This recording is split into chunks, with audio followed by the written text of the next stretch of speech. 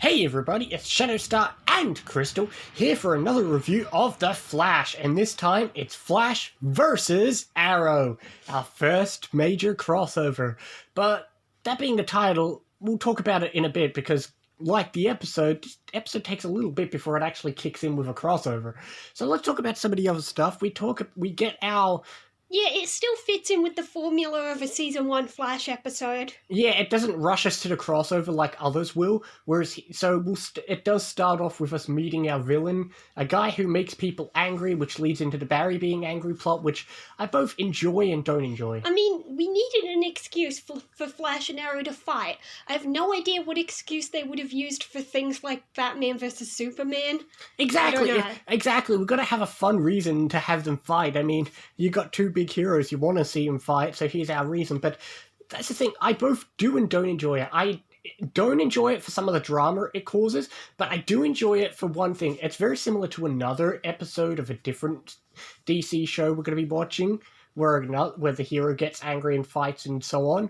But like that episode, in both cases, the anger, what I like about the anger is people always say in these shows, oh, it changed me. It doesn't change you. Barry even admitted those things I said, I want to say it was because of what he did, but... It's not. That's the thing. Anger isn't changing you. It's just you angry. That's the thing. It basically lowers your inhibitions so that you say things you wouldn't normally say. Exactly. Anger is literally... People always say anger is one of the most selfish emotions, and that's the thing. That's all anger is. It's just you throwing consequences to the wind. Yeah. That's all anger. It just says everything it's been feeling all along. Exactly. That's the one thing people always misunderstand about anger. It's all you are. Yeah, it's what's inside you all along. You just don't want to say it. Exactly. So, yeah, we don't get... The one downside is the villain is very one note, but to be fair, he's not the point of the episode, so who cares? Yeah, we don't even get to see how they catch him, because they know we don't care. Exactly. But like I said, I kind of enjoy the angry Barry stuff. I like him just going after Eddie, because it's just fun to see Barry really letting loose and saying everything he wants to say. Anybody who's been in the position of when the person you like has someone, there's that moment of... You just imagine if you had superpowers, what would you do with them? Exactly. You want to punch the guy with no consequences because he's got a mask. But we do have the Eddie plot of he wants to set up a task force to catch the Flash, and eventually he will. Yeah, and he does get approved. I say, I don't like how it just feels like an plot you'd see on the Arrow. The good side is, don't worry, they don't drag this plot on long, because that's a plot we reserve for the Arrow. But enough about that, let's speak about the Arrow. It's crossover time. Because, honestly, we've had bits here and there. I mean, Felicity showed up earlier. He was in the first episode. We had the Clock King. But now it's our first proper crossover with the main three. Yeah, this was...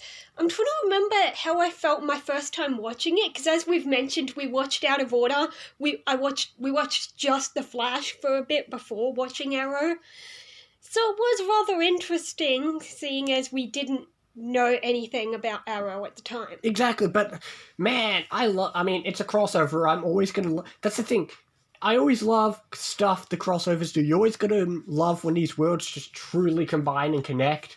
We'll get to the climax, but obviously, yeah, I just love all the little stuff. But one thing that's continuing on is the boomerang. The last time we saw the Arrow team, there was a boomerang. And that's the thing, if you're watching this in true order, or even if you watched it when it first aired, or whatever, the last thing you saw on Arrow was a boomerang. Yeah. So they actually do kind of continue, as that's why they're here. That's the real... they're working on that. That's the real... And that still hasn't been solved yet. We'll get to that. Mm-hmm. But exactly, that's the real reason they're here, and I like that it continues. It was kind of set up in the last Arrow episode. But, other things that continue on is... Another overlaying plot is the mystery of the Canary's murder, which we're almost going to find out about. But, yeah, they ask... Yeah, I love that they mention that. They mention that, and, Felicity asks Caitlin to help figure out who it is. Or at least figure out some of the DNA. But another interesting plot thread that continues on that no one would have... The woman at the coffee shop? The woman at the coffee shop, Samantha Clayton. Yeah.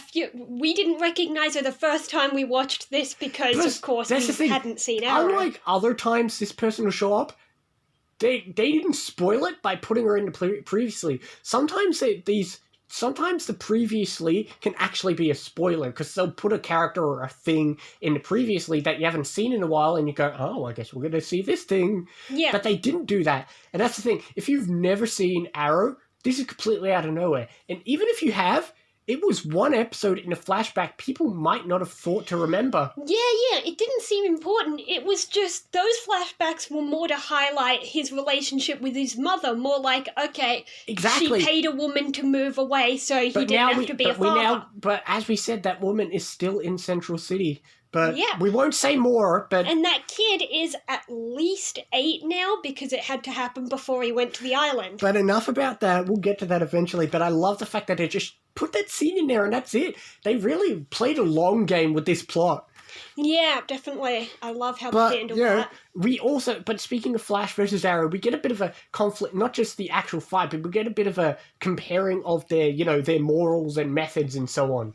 Because, both the characters and they're kind of, it's like putting each other in each other's world where, Oliver's methods are really alarming to the people of Central City compared to Star City where people are just used to it.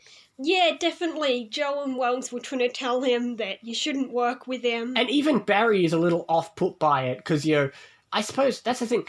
Even though he's met Oliver before and knows what he does, he hasn't really seen stuff like this in person until now. Yeah. So, seeing that when he's like, where Oliver interrogated the guy and so on is a bit more confronting to Barry and other people. Yeah, definitely. But we do get one of the most famous crossover scenes is the training scene where Oliver shoots Barry with the arrows. Yeah. It is one of the most famous scenes. It's a fun scene, and it's a lesson Barry needs to learn about casing a place. It's basically the lesson of watch your back. Exactly. But, it's just fun seeing them all together. Obviously we get the rest of Team Flash finds out about Oliver's secret, and then we get them all teaming up together, because then we get the climax where, as we said, Barry's angry, and the only person who can stop him is Oliver, because, Oliver can stop anyone. I don't get how. I mean, you'd think he'd be too fast. It wasn't so much Oliver stopping him as keeping him busy enough, because it's Wells who stopped him. Yeah, with the colour thing. Exactly, but, it's more, as we said, it's just an excuse to have our heroes fight. It's a crossover, you kind of want to see him fight. There's another time we'll get to see this a bit, but, even if the reasoning seems a little shallow, or you think, okay, who can really figure it out? I just love the fight scene. You can't not love it.